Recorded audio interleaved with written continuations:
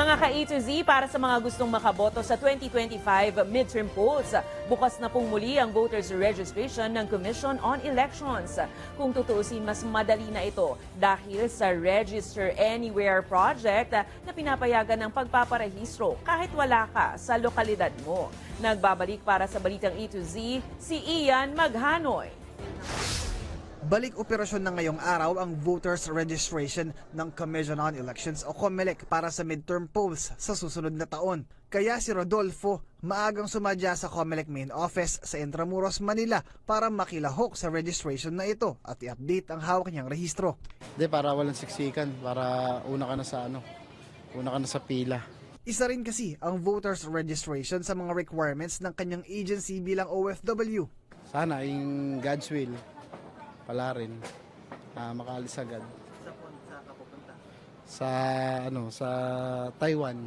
Ayon sa komisyon, nasa 3 milyong bagong botante ang target nilang maparehistro sa buong bansa para sa susunod na halalan. Naasahan po natin na yung nandito malapit sa Intramuros na hindi nagka-time na pumunta sa kanilang mga probinsya ay pupunta ngayong araw na to para magpa-update na kanilang records. Aasiste rin ang nasa 170 na mga malls para sa mall registration sa ilalim ng Register Anywhere Project o RAP. This is to cater to the prospective voters, yung mga applicants natin, nahihirapang umuwi kasi may trabaho sila. Katulad ng dati, 5 steps pa rin ang proseso ng registration. Una ang pagsusumite ng valid government ID at kumpletong form. Second step ang verification ng data. Sunod na ang biometrics at picture capturing. Fourth step naman ang manual fingerprint scanning at digital data encoding. At ang final step, ang pag-i-issue ng Election Registration Board hearing schedule. Mabilis ang proseso para sa ilan. Minsan na lang rin po kami magkikita, kaya parang form na rin po ng quality time namin to as a friends. Pero si Rodolfo, bigo sa pakay nito. Hindi raw kasi tinatanggap ng kanyang agency sa Taiwan ang hawak nitong pasong voters registration. Ang sabi niya, maigpit daw ang ng Taiwan. Sabi naman niya, nag-usap na sila na pwede daw tong papel na to.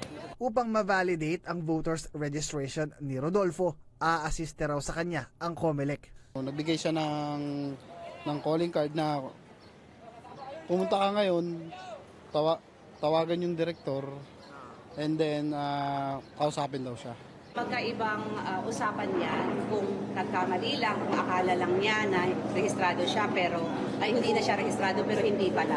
Kanina pinamunuan naman ni COMELEC Chairman George Garcia ang voter registration sa Pag-asa Island sa Kalayaan, Palawan.